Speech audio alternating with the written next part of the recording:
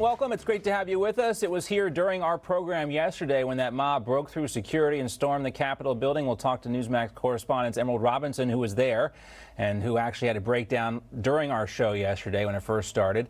And Logan Raddick. They'll all join us in a moment for full coverage of what happened and what we can expect to happen as a result. We'll also talk to our friends Leo Terrell and Rod Blagojevich about the fallout from yesterday's hearing in Congress and everything else. But first, some thoughts on what we witnessed yesterday. But we certainly do not condone the violence like we saw yesterday by anyone. To an extent, though, we are sympathetic to the frustrations of the protesters. But it shouldn't matter whether it was Antifa or QAnon or the Proud Boys or anyone else.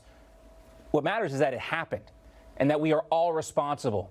The first two letters of the U.S. Constitution spell we. They are W and E, of course. They are not R or D, as in Republican or Democrat. They are W and E, and individually, they're not worth a whole lot. But every major triumph this country has ever witnessed, from winning world wars to lunar landings, have been because of a bipartisan effort by we the people. The American political parties are like the terminals on a battery. We need both to sustain a constitutional republic. The problem is not one party or the other, as much as it is the people who lead our political parties, the establishment. Are the triumphs for this great country over? Well, it kind of feels like it after what we witnessed yesterday. At the Capitol, we heard chants of revolution in 1776. The people who chanted that and also stormed the Capitol, breaking into the Speaker's house, while we, again, understand their frustration, they certainly don't understand America. They don't understand what the Revolutionary War was all about. It was not a war of succession. It was a war for freedom, for liberty, for independence. It was a war fought for the right of self-determination, a war fought so a monarch thousands of miles away on the other side of the ocean couldn't dictate how we live our lives, down to who we marry or who we are allowed to love.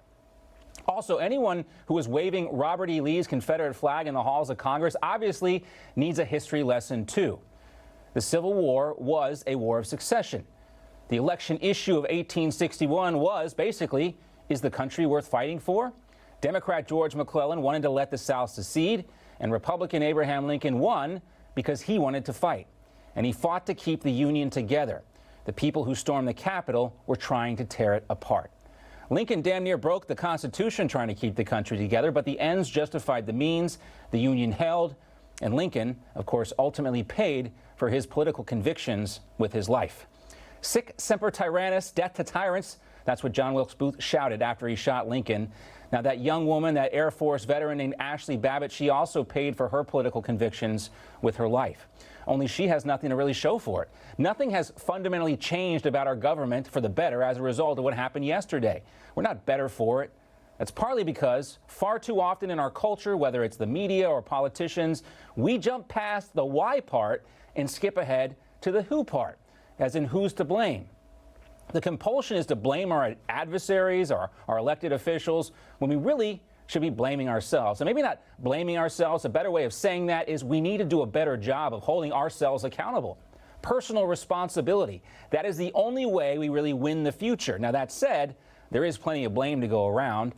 In addition to who and why, we also have to ask how. How was our Capitol so vulnerable? That discussion is important, too, and we'll focus on that in due time. Now, as for responsibility in the who aspect, we can blame the mob, those who scaled the walls and broke the windows, those who trespassed on federal property, and we should also hold them accountable, of course. Now, if you don't feel the same kind of anger, the righteous indignation about the people who broke through the barriers and stormed the U.S. Capitals as you do about those who stormed the federal courthouse in Portland, Oregon, are you really an American? Your tax money pays for that property. How you cannot be indignant towards anyone who tries to hijack our republic is beyond me. We can also blame our elected officials, and we should. That is why we have to focus on the why part. That's why it's important. Why did this happen? Well, again, because we allowed it to happen. We sat back for decades and elected the same members of Congress who did nothing to fix the fundamental problems facing our country. Health care, immigration, border security, the finances of our country, they're all broken. They sign off on 5,000-page, $900 billion bills that no one reads except for the lobbyists that write them. We put our affection for our preferred politicians ahead of our own self-interests. The idol worship has to stop. Now, for the last 40 years, Congress, under both Democrats and Republicans, has wasted trillions of dollars on wars they never really intended to win. Congress passed dozens of symbolic resolutions and voted on dead-end legislation for personal political benefit instead of focusing on what was really better for the country.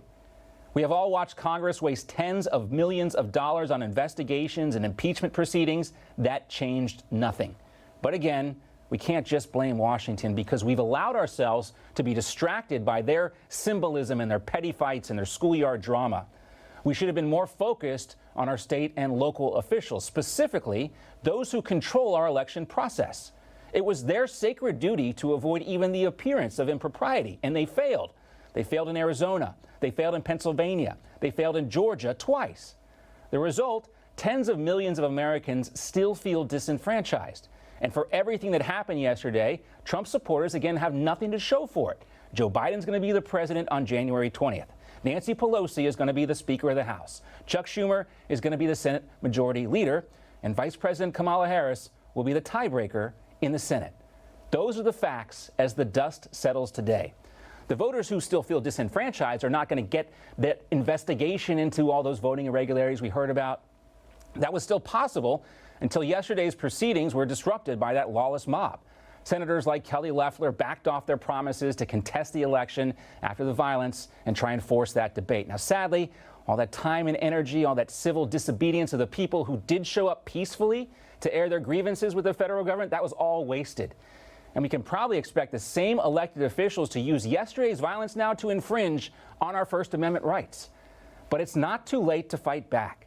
Those who did not storm the Capitol should take heed from the other folks around the country who demonstrated peacefully at state houses and on overpasses around the country. That's where the fight for the future of our republic can still be won, on the local level. These are the people who control our elections process and ultimately determine who we send to Congress and the Senate and the White House. They are the ones who we can hold accountable because they don't live in Washington. They live in our communities. Change starts at home. All politics is local. So focus on your school board, your county commission, your city council, your planning and zoning boards, district attorney races, state houses, and Senate elections. This is where our attention needs to be if you really want to make America great again. This is the principle of federalism and the foundation of our republic, and unless we fix those problems on a local and state level, we're never going to fix Washington.